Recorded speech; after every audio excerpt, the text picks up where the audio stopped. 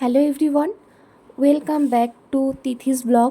তো তিথিস ব্লগে তোমাদের জানাই স্বাগত। আশা করছি তোমরা ভালো আছো, আমিও ভালো আছি। তোমরা ব্লগটা শেষ পর্যন্ত দেখো, আশা করছি তোমাদের ভালো লাগবে। আমার বাসি কাজ করা কমপ্লিট, তো এবার আমি ব্রাশ করব।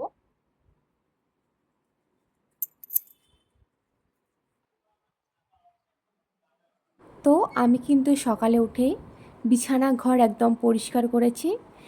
এখন আমি ব্রাশ করছি আর তোমাদের চারপাশটা একটু দেখাচ্ছি আর কি। আর তোমাদের ওইদিকে গরম কীরকম সেটা জানিও, এইদিকে কিন্তু অতটা গরম নেই। আমার কিন্তু ফ্রেশ হওয়া কমপ্লিট।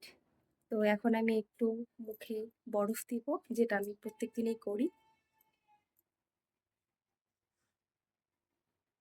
বরফ দিলে কি মুখটা ঠান্ডা থাকে, ভালো লাগে। আর সব থেকে বড় কথা, এই যে আমার যে ডার্ক সার্কেলগুলো আছে, এগুলোর জন্য আমি বরফটা দিই, অনেকটা কমেছে। তো তোমাদের স্কিন কেয়ারে কিন্তু তোমরা বরফটাকে রাখতেই পারো। আর বরফ কিন্তু তোমরা কেউ ডিরেক্ট ফেসে অ্যাপ্লাই করবে না। এরকম একটা কাপড় নেবে, কাপড়টাতে বরফটা রেখে তারপরে অ্যাপ্লাই করবে। বলতে গেলে আমার কিন্তু সব বাসি কাজ শেষ। এখন আমি যাব স্নান করতে, তো স্নান করে এসে তোমাদের সঙ্গে দেখা হচ্ছে। আমার স্নান করা কমপ্লিট।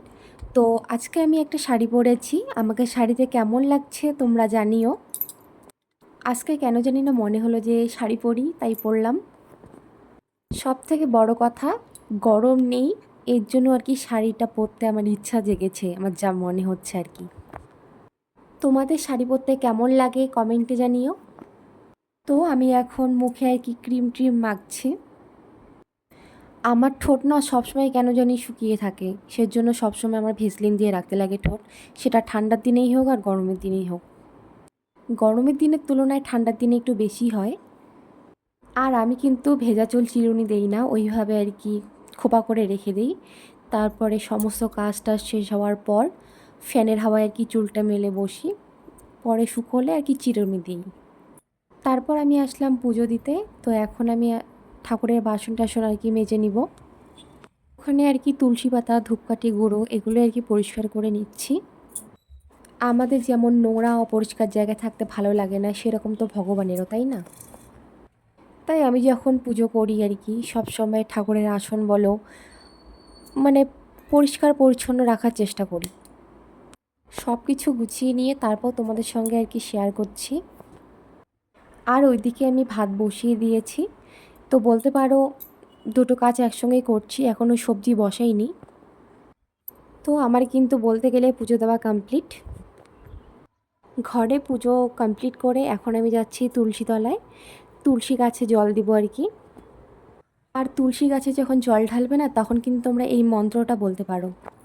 মন্ত্রটা হচ্ছে, তুলসী তুলসী নারায়ণ তুমি তুলসী বৃন্দাবন, তোমার শিলে ঢালি জল অন্তিমকালে দিও স্থল। এই মন্ত্রটি পাঠ করলে কি তুলসী দেবী খুবই আর কি খুশি হন। তোমাদের পরের কোনো ভ্লগে দেখাবো কী মন্ত্র বলে তোমরা তুলসী দেবীকে প্রণাম করবে।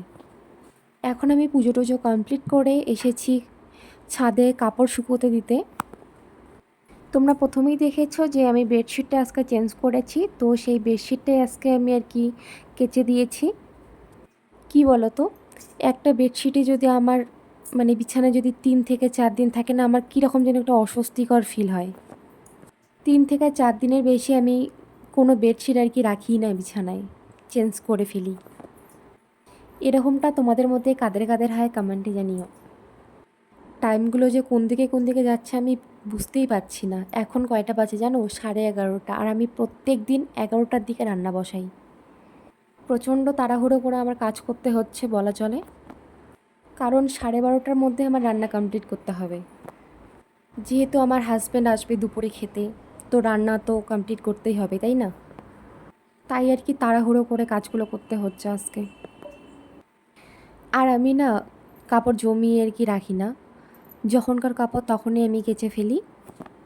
যদি কাপড় জমিয়ে রাখি যে একদিনে কাচবো, তো আমার সেদিন অবস্থা একদম শেষ হয়ে যায়। তাই আমি আর কি প্রত্যেক দিন একটু একটু করে যখন যেটা নোংরা হয়, তো সাথে সাথেই আমি ধুয়ে ফেলি। কাপড় আমি কখনোই জমিয়ে রাখি না। হ্যাঁ, শরীর অসুস্থ হলে সেটা আলাদা ব্যাপার, ওটা হয় এদিক সেদিক একটু। কিন্তু এমনি যখন আমার শরীর ভালো থাকে তখন আমি কখনো আর কি কাপড় আর কি জমিয়ে রাখি না। তোমরা কে কে এমন করো কমেন্টে জানিও। আর কি জানো তো, আজকে এমনিতেই আমি তাড়াহুড়ো করছি, হাতে টাইম নেই বলা চলে। তার মধ্যে প্রচণ্ড খিদে পেয়েছে।